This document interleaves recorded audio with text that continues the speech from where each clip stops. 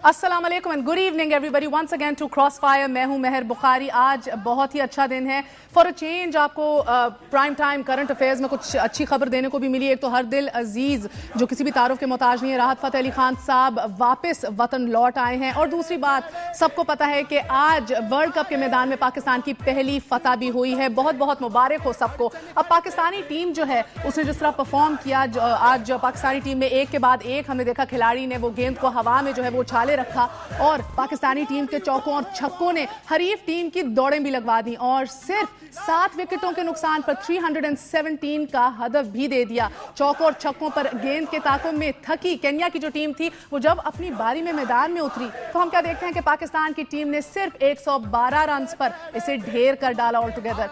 अब हमारे 4 बैट्समैनों ने निस्फ सेंचुरी मुकम्मल की है और शाहिद अफरीदी साहब जो हैं उन्होंने एक बाद एक 5 विकेटें भी गिरा डाली और केन्या की पूरी टीम को जो है चित कर डाला। ये तो बहरहाल पहला मैच था पाकिस्तान का और ये भी कहा जाता है कि केन्या की टीम इतनी मजबूत थी भी नहीं, हमें जीतना ही था।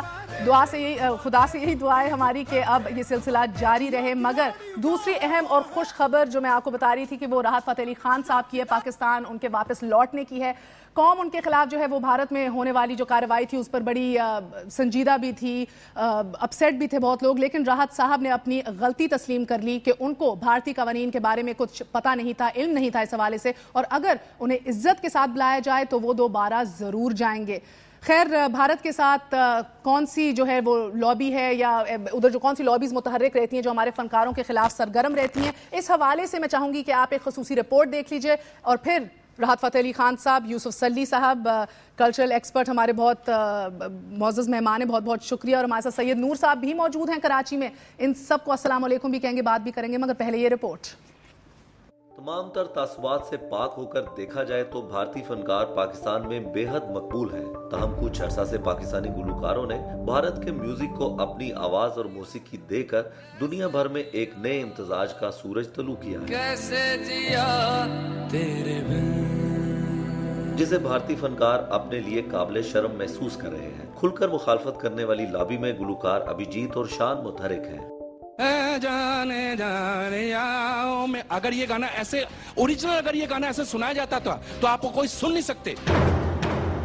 इस स्टेज पे कभी किसी कूड़ और बेसुरे सिंगर्स का गाना इस स्टेज पे मत गाना। भारत में पाकिस्तानी फनकार के खिलाफ मुजाहरे, धमकियां और मारपीट नई बात नहीं। तैयार गैर में रोजे अव्वल से ही अपोजिशन का सामना करना पड़ रहा है। कॉमेडियन शकील सिद्दीकी समेत दीगर फनकारों से होने वाली ज्यादतियां जिसका मुंह बोलता सबूत है। गुलाम अली के शो के दौरान भी हिंदू इंतहा पसंद तंजीम शिव सेना ने डंडे बरसाए। फनकार दुनिया भर में अमन और मोहब्बत के सफीर हैं। ताहम भारत में इंतहा पसंद हिंदुओं के हाथों पाकिस्तानी फनकार हर वक्त एक खौफ में मुब्तला है कि न जाने कब उन्हें पाकिस्तानी होने की सजा भुगतना पड़े। तेरे मस्त मस्त दो नैन मेरे दिल का ले गए चैन, मेरे दिल का ले गए चैन, तेरे मस्त मस्त दो नैन। सरहदों की कैद से आज़ाद फनकार भी अगर इंतहा पसंदी का निशाना बनना शुरू हो जाएंगे तो मोहब्बत और अमन के गीत कौन गाएगा। प्रोग्राम क्रॉस फायर के लिए कैमरामैन आशिक अली के साथ Mujahid Shaikh, Dunya news, Lahore. Welcome back once again, अस्सलाम वालेकुम। बहुत बहुत शुक्रिया आज अब वक्त निकालने का। Welcome back. Thank you. बड़ा बुनियादी सा सवाल है राहत साहब, अगर आप इजाज़त दीजिए। जी बिल्कुल। ये सारा कुछ जब हुआ, आपको पकड़ा गया, तफ्तीश की गई, हिरासत में लिया गया, क्या? हिरासत में नहीं लिया गया। ये मैं यहाँ पे थोड़ा सा सही करना चाहता हूँ।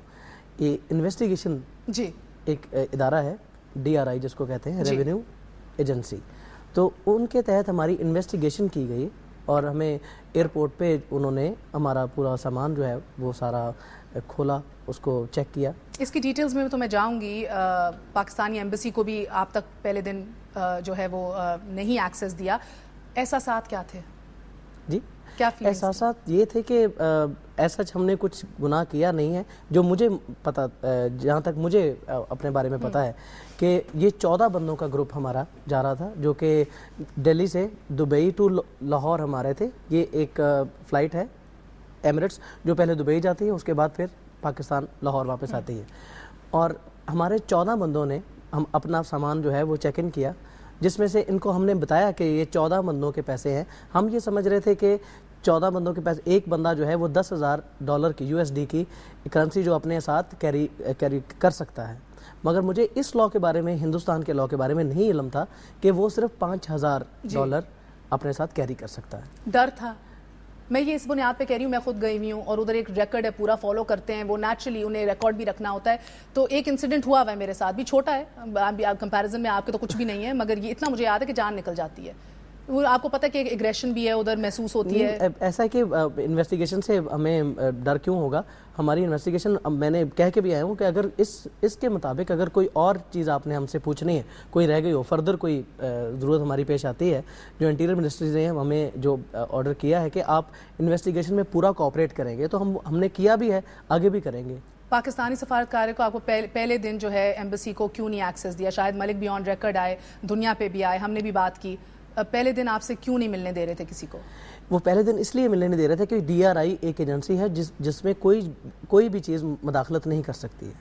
انڈیا کی لاء میں ہے کہ جو ایجنسی جب اپنی انویسٹیگیٹ کر رہی ہوتی ہے تو اس میں کوئی مداخلت نہیں کر سکتا. بہرحال ہمیں جو آرڈر تھا ہمارے حکومت پاکستان کی طرف سے کہ آپ نے کوآپریٹ کرنا ہے, ہم نے ہر حد تک کوآپریٹ کیا ہے. یہ ڈر نہیں لگا کہ پاکستانی ہونے کی حیثیت سے کوئی سزا نہ دی جائے, کوئی امتیازی سلوک نہ کیا جائے؟ یہی ہمارا جو موقف تھا وہ یہی تھا کہ اگر ہم سے ایسی کوئی غلطی سرزد ہوئی ہے, ہو بھی گئی ہے, تو یہ 14 بندوں کے گروپ کے پیسے, جو کہ میں کچھ اور سمجھ رہا تھا کہ یہ 10,000 فیٹ اور بندہ دے کے جا سکتا ہے, وہ 5,000 نکلے, ہمارے کچھ ایکسس نکلے ہیں, تو ہمیں پینلٹی کے طور پہ پینلٹی لگا کے ہمیں جو ہے اس کیس کو سالو کیا جائے, جو کہ ہندوستان کی حکومت نے بھی اس موقف کو سمجھا ہے, اور پاکستان کے ہائی کمیشن جو ہیں شاہد ملک صاحب اور ہندوستان کی گورنمنٹ, ان لوگوں نے بہت ہمارا ساتھ دیا ہے. ایکچولی جو میرا موقف تھا, جو ہمارا پورے گروپ کا ایک موقف تھا, اس کو انہوں نے حکومت ہندوستان کو یہ کنوے کیا. یوسف صاحب, میں آپ سے بھی اس کا جواب پوچھوں گی, پہلے سید نور صاحب کی بھی جانب جاتے ہیں. آئی نو کہ جو بھی ان کا سٹانس ہوگا اس کا جواب آپ سے لیا جائے گا. سید نور صاحب السلام علیکم, بہت بہت شکریہ ہمارا ساتھ دینے کا. میں آپ سے جاننا چاہتی ہوں کہ ایک تو دیکھیں, راحت صاحب نے ایک بڑا بہت بیلنسڈ ویو لیا ہے اس پورے ایشو کا, اور کہا ہے کہ بھئی مجھ سے غلطی ہو گئی, مجھے علم نہیں تھا قوانین کا. آخرکار کیوں ہے کہ ایک عام پاکستانی اتنا دل گرفتہ بھی تھا, اسے غصہ بھی چڑھا ہوا تھا, اسے غم بھی تھا ان کی گرفتاری پہ؟ کیا غلطی کرتے ہیں ہمارے ایکچولی گرفتاری نہیں ہوئی ہے, میں بار بار کہنا چاہتا ہوں. چلیں تفتیش کے اوپر, جو انویسٹیگیشن ہوئی ہے. I correct myself. جی سید نور صاحب. میں پہلے تو یہ کہوں گا کہ ویلکم راحت اپنے ملک میں واپس آنے کا. تھینک یو سو مچ. خوش آمدید آپ کو, اور خیر خیریت سے آپ پہنچ گئے. مہر, میں یہ سمجھتا ہوں کہ پاکستانی آرٹسٹ جو ہے, راحت جیسا جو آرٹسٹ ہے, ہندوستان کی ضرورت ہے, اور ہندوستان نے چاہت کی, یہ وہاں گئے, ان کو رسپیکٹ ملی, لیکن بہت سارے لوگوں نے ان کو رسپیکٹ نہیں دی, جس کا ان کو شاید احساس ہوگا. یہاں جو ٹیکس کا معاملہ ہے وہ اپنے قانون کے حوالے سے وہ رائٹ پہ ہیں, ان کو یہ کرنا چاہیے, ان کو روکنا چاہیے, لیکن ان کے مینیجر کا فرض تھا کہ ان کو وہ بتاتے کہ اس طرح کیری نہیں کرنا چاہیے, اور آپ ایک پاکستان کی طرف سے آئے ہیں, اور آپ کے اوپر بہت سارے دشمنوں کی نظر ہے, بہت سارے ایسے بھی لوگ ہیں جو آپ سے جیلس ہیں, اپنے ملک میں رہتے ہوئے وہ مقام حاصل نہیں کر پا رہے جو آپ نے ماشاءاللہ پاکستان سے جا کے وہاں اپنا نام بنایا ہے. تو آپ کو بہت کیئرفل رہنے کی ضرورت ہے. بہرحال یہ تو ایک پہلو ہے, لیکن میں اسی پہلو کو اپنے ملک کے حوالے سے اگر دیکھوں تو میرے پاکستان سے راحت صاحب تو صرف $1 لاکھ لے کے آئے, یہاں سے کروڑوں ڈالر جا رہے ہیں ہندوستان, پاکستان سے کروڑوں ڈالر جا رہے ہیں ہندوستانی فلمیں لانے کے حوالے سے. اس کو آج تک کسی نے چیک نہیں کیا, آج تک کسی جگہ کسی نے محسوس کیا کہ پاکستان کا یہ سرمایہ جائے زر مبادلہ کیوں جا رہا ہے, کیسے جا رہا ہے.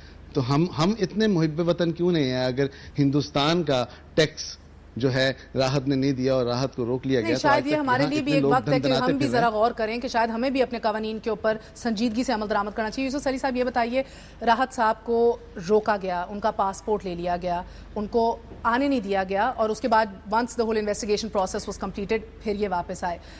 میں وہی سوال واپس پوچھ رہی ہوں کہ اتنا غم ہمیں کیوں اور راحت صاحب کو کیوں نہیں محسوس ہوتا؟ ایک عام پاکستانی کیوں بلک رہا تھا اور اتنا افسردہ تھا؟ میرا اپنا